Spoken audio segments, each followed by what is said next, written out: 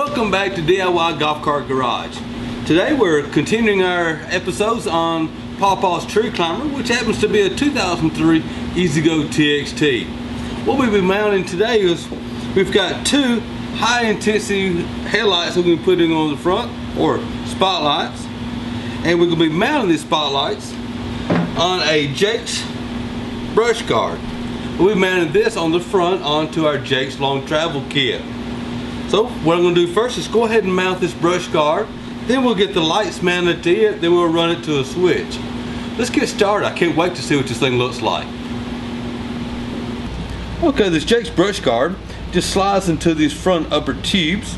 Once you get it in here, you can get the holes lined up, slide the bolts from outside in.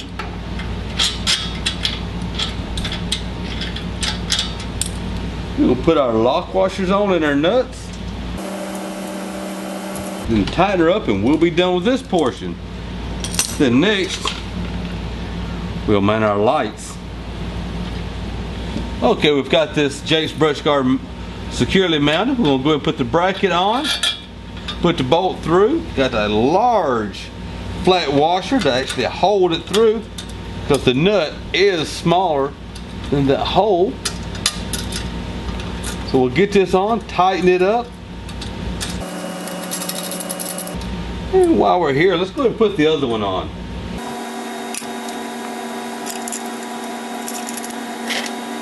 The brackets are on pretty secure, so let's go ahead and put these lights on.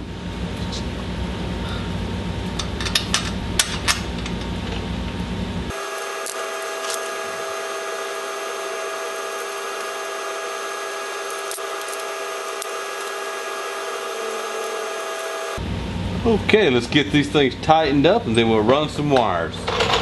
Okay, so far we've got the lights mounted, and what I've done is instead of running two positives and two negatives, what I've done is I've actually spliced and put the two wires together so I can run one positive back and one negative wire. What I'm fixing to do now is I'm going to go ahead and take the negative wire, go ahead and run it back to my ground negative, which is the negative side of my battery pack. The red wire I'm actually going to run up underneath the front cowl up to the front where I can actually mount me a switch, and then from the switch back around into my fuse block to give out all this new lights some power. So let me get ready, get started running some wire. Okay, what I've done so far is we got the lights mounted. I got all the wires run. Now I'll explain to you what I've done. I have a wire coming in, it's one red wire from both lights. I connected the red wires, which is the positives, together and run one wire up to the switch here. Coming off the switch is the positive, going back to our positive fuse block so that we can have power. There's also a third connector, which is the ground. If I hook the ground up, that means these little LED lights will have power. And yes, LED lights. I took the old standard push-pull switch that comes with the light switch or the light kit. I took it out. We put these new push-pull switches for the headlights and the new spotlights that were just installed. If you notice this bracket here that you're actually mounted to, it's a little piece of plastic.